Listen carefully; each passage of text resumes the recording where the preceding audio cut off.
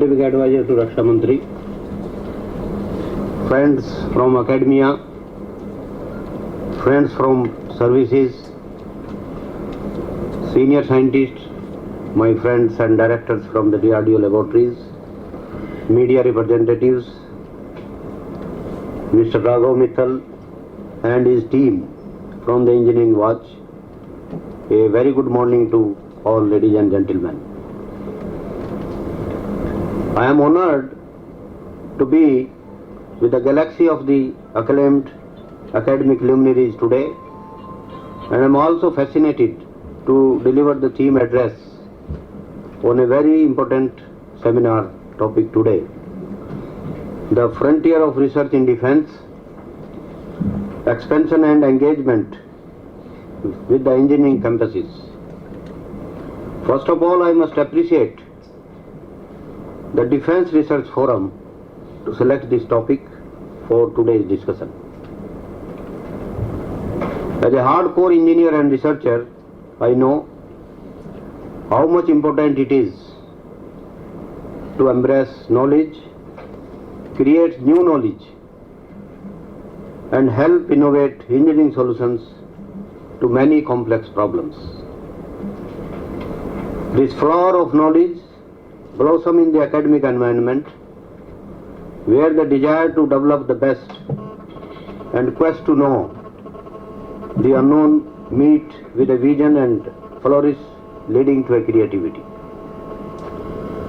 DRDO, as a prime defense technology organization in the country, is committed to support our armed forces through indigenous development of state-of-the-art equipment and systems for the national security and defense. Many of our successful programs have perceptible footprints of our own homegrown research, which are achieved with the support of academia. To take few examples, I would like to share with you that there are many such cases which we started from the academia, and it has been matured. Many of us, our friends, are there in the audience. Dr. Sundarajan is there, and many more who has been working in the DRDO also earlier, and then they are contributing in the as a academics. Like we opened a cell in ISC Bangalore in somewhere in 80s. So there a seed was sown to develop the CFD. We did not have the tool in those days to have the total simulation of the missile aerodynamics and the configurations. So there Professor Deshpande, he took the lead, and some of the scientists were put from DRDL, and they worked together, and today we have the full capability where we can simulate the total missile configuration from subsonic to the hypersonic missile. So it's all could happen in the academia. This is one example. Second example, the navigational algorithms in the control and navigation area with the help of the Jadavpur University, IIT Kharagpur, ISC Bangalore, and many multiple academic institutes. It could happen, and there is a Professor Ghosal from Jadavpur University. He has been instrumental to guide many programs in the control and guidance algorithm to put the project on the right path in the various review mechanism and other things. Then in the initial years, for the rocket motors, liquid propulsion system, solid propulsion system, the theoretical performance calculations, the computing system, how to establish, how to estimate the performance of a rocket motor, that theoretical program with the different propellant combinations, it was done with the IIT Chennai with Professor Krishnan in the early days of 75-76. So this is how, in fact, academia has played a very vital role for the growth of the various programs and the projects of DRDO. Because of this thing, this program, it was not known and it was not available. So with the help of the scientists from the DRDO, we could develop that, and today we can predict the performance in the beginning itself, that how it will work, what will be the performance of the system. Similarly, supersonic combustion, scramjet engines and hypersonic things, many unknown phenomena, we started with the academic institutes. And today we could get a very good understanding of the various subsystems.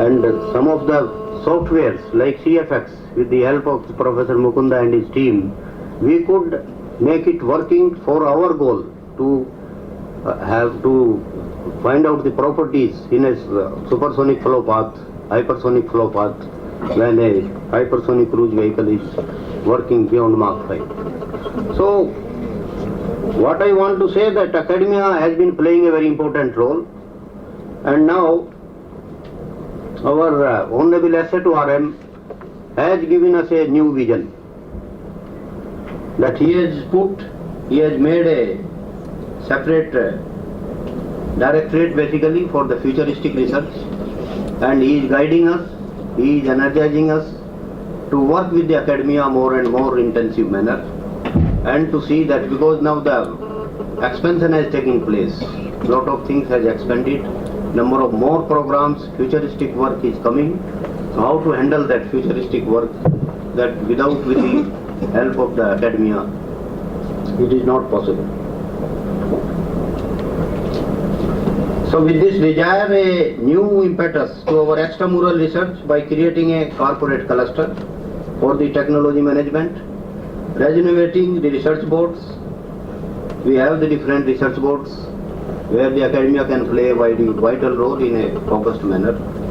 Then refurbishing our extramural research efforts, and so many center of technologies also, that is his vision, and he is guiding us in the various parts of the country, that we are going to open the center of technology so that can become a focused and specialized center in the country, where we can, the research can be nurtured for the futuristic technology, and the time taken for the development of the product can be shortened, can be reduced to a very large extent by opening these centers.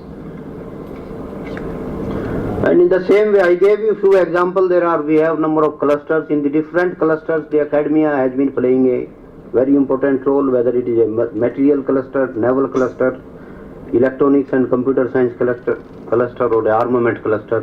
Everywhere, all parts of the country, they have been contributing quite a lot and giving lot of inputs for the development of DRDO. As I told that DRDO engineers focus on the development of systems. That is again the vision of SA.